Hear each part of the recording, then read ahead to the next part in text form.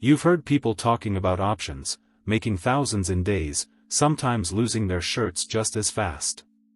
You know it's not gambling, but every explanation you found sounds like it's written in ancient Greek.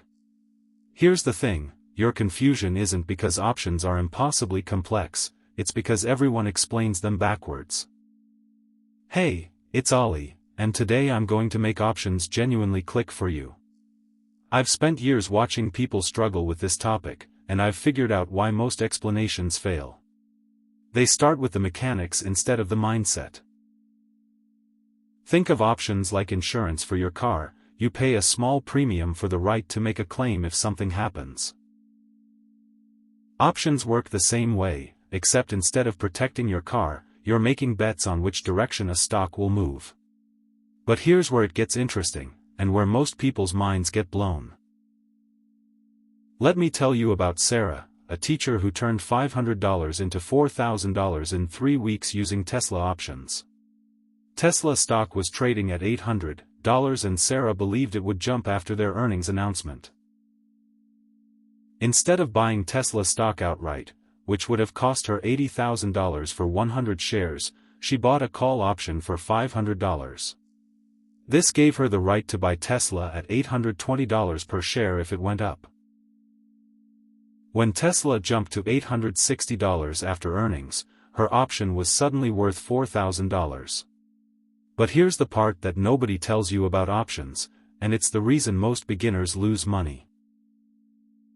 A call option gives you the right, but not the obligation, to buy a stock at a specific price before a certain date.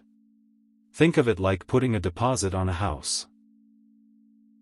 If the neighborhood gets hot and prices go up, you can still buy at your locked-in price and instantly profit.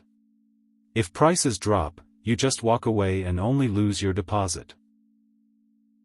Let's say Apple is trading at $150 and you buy a call option with a $155 strike price for $3 per share. If Apple jumps to $170, your option is worth $15 per share, you just turn $3 into $15.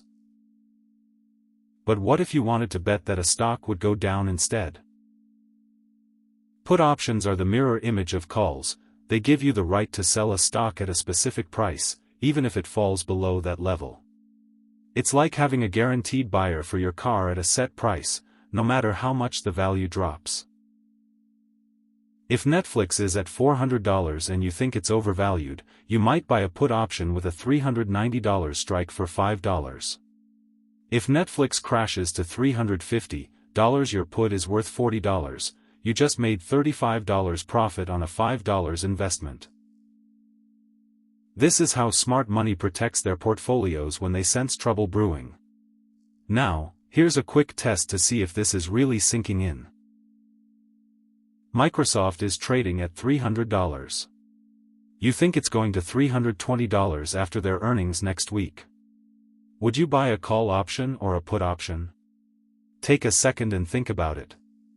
The answer is a call option. Since you think the stock is going up, you want the right to buy it at today's lower price. If you had said put, you'd be betting against yourself. First mistake, buying options that expire too soon. Options lose value rapidly as expiration approaches. It's called time decay, and it's merciless. Second, not understanding that you can lose 100% of what you pay for an option if it expires worthless. Third, treating options like lottery tickets instead of calculated risks. Remember, the person selling you that option is usually a professional who's done the math.